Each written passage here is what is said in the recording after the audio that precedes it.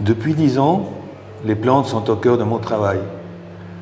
Je co-crée avec elles, à travers l'écriture poétique, la photographie, les jardins, les ateliers, les essences vibratoires, la vidéo, autant de pratiques qui m'aident à comprendre et à partager le monde végétal. Il y a 1 an, je suis arrivé à Paris dans le cadre d'une résidence artistique. Souvent, on me demande ce que je fais ici. Et ma réponse est simple. Je suis des arbres. Cela provoque un certain sourire et parfois de la curiosité.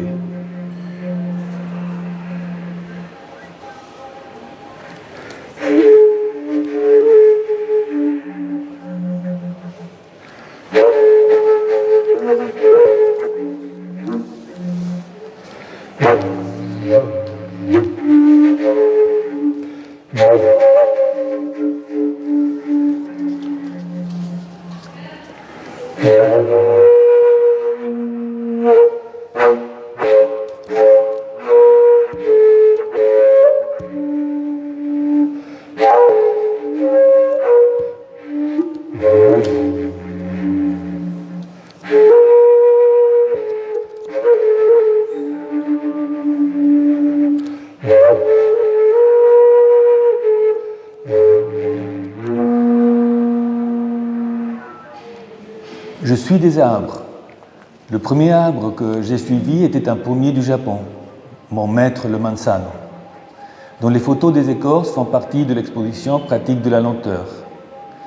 Mais comment suivre un arbre s'il ne bouge pas? On le suit dans le temps.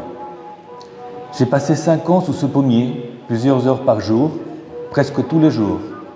Je le photographiais, j'écrivais, je contemplais, je méditais, en bougeant très peu et lentement. Je suis entré dans son temps.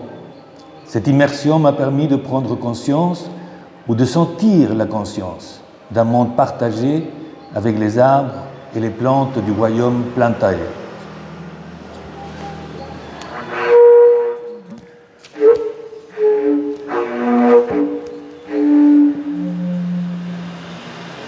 Suivre un arbre oblige à ralentir les mouvements, à s'arrêter même. Et cet arrêt conscient permet d'observer la transformation dans le temps, de voir comment agit le temps ou comment le temps se manifeste. Cette immersion lente crée l'espace pour une sensibilité accrue qui développe une connexion profonde avec les plantes. On peut voir, comme Darwin, des fleurs s'ouvrir, entendre le bruit des bourgeons ou s'unir à une plante dans un nuage d'arômes. Dans le partage du temps, la conscience du monde partagé avec les arbres et les plantes se fait évidente.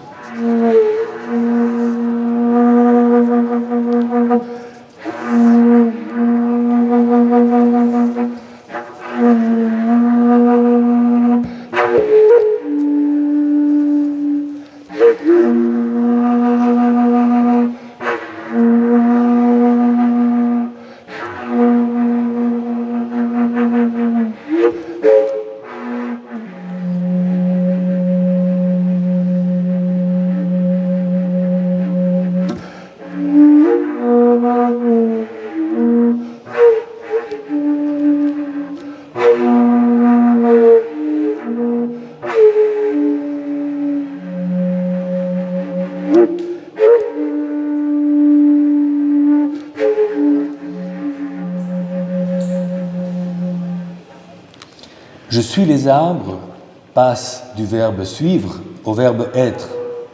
Je suis les arbres. Changer notre expérience du temps nous permet de percevoir le monde partagé avec les plantes et de créer des ouvertures insoupçonnées d'exploration.